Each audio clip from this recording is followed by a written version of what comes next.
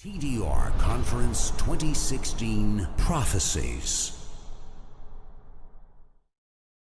The reality is, my brothers and sisters, I know today there is a huge debate about music.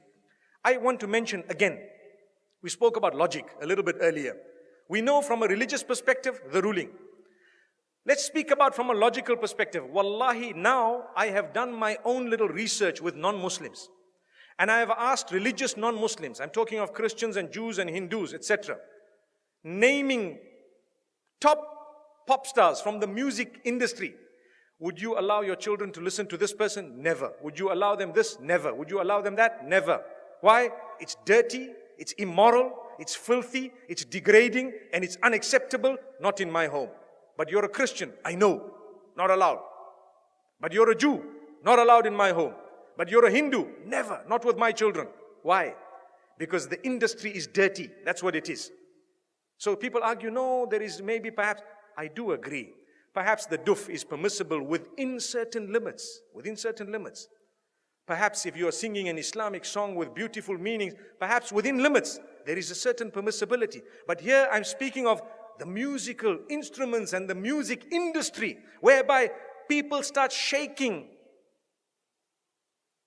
I don't even know what. It comes naturally. They say it's natural. It's not natural. It's shaitan's way of controlling you. You listen to the beat continues. You start tapping your finger, you start moving your head. A little while later, you start moving the top of your body, and a little while later, you start moving the bottom of it.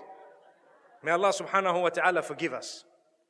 And the words have become so dirty, my brothers and sisters, that it is a sign of the hour. And people say, nothing wrong. My brother, you have a beard that reaches the ground and you're still bopping. Astaghfirullah. May Allah forgive you and forgive all of us. You cannot do that. We need to be careful. I want to teach you something very, very beautiful. Why don't you replace that with the Quran? Melodious recitation. Listen to Ra'ad al-Kurdi. Listen to anyone else that you would perhaps like, Sa'ad al-Ghamidi.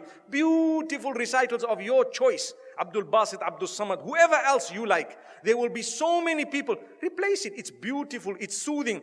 Go onto YouTube and check how the non-Muslims reacted to a survey or a little test, an experiment that was done where they were told to listen to this Quran without knowing it's the Quran and comment about it. Wallahi, now in Europe, the test was done recently and a lot of them say, it's so calm, it's so cool, it's so soothing. I feel spiritual. Go and listen to the answers. It's there live for everyone to see.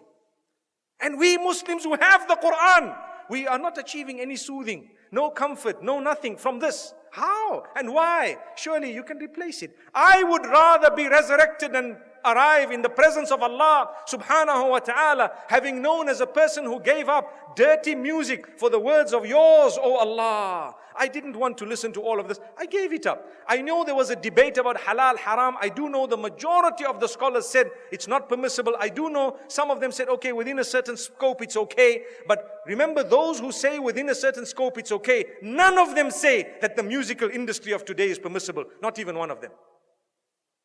Remember that.